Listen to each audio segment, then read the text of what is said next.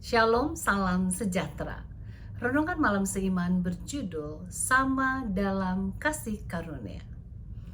Bahwa waktu itu kamu tanpa Kristus tidak termasuk keluargaan Israel dan tidak mendapat bagian dalam ketentuan-ketentuan yang dijanjikan, tanpa pengharapan dan tanpa Allah di dalam dunia.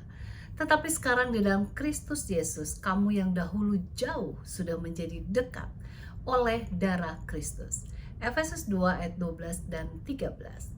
Dalam dunia yang penuh prasangka, sering kita dipisahkan oleh suku, bangsa, bahasa, warna kulit, latar belakang budaya, status ekonomi, jenis kelamin, dan banyak lagi hal yang lain. Bahkan sering nilai diri seseorang dipisahkan oleh sebab kecerdasannya maupun pencapaiannya atau karena berada pada kelompok manusia yang salah. Namun ada kabar baik untuk kita semua. Dimanapun kita berada, semua itu dinilai sama di hadapan Tuhan. Tidak peduli apakah seorang itu kaya atau miskin, raja atau rakyat jelata, orang Yahudi atau orang asing, kulit putih, hitam, kuning, atau sawo matang. Semua kita sama di hadapan Tuhan. Sebab kita semua memerlukan kasih karunia-Nya. Kita semua memerlukan Yesus untuk pengampunan dosa kita. Setiap orang berdosa tidak dapat menyelamatkan dirinya sendiri, sebab hanya kasih karunia Allah yang dapat menyelamatkan manusia yang berdosa.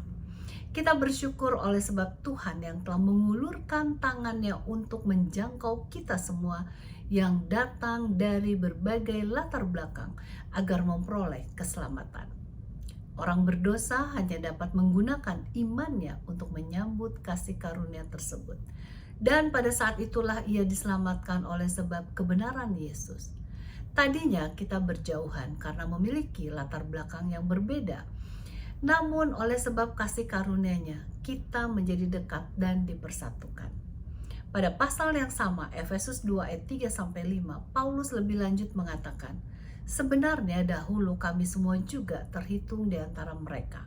Ketika kami hidup di dalam hawa nafsu daging dan menuruti kehendak daging dan pikiran kami yang jahat.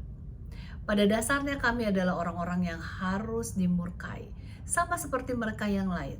Tetapi Allah yang kaya dengan rahmat, oleh karena kasih-Nya yang besar yang dilimpahkannya kepada kita, telah menghidupkan kita bersama-sama dengan Kristus, sekalipun kita telah mati oleh kesalahan-kesalahan kita.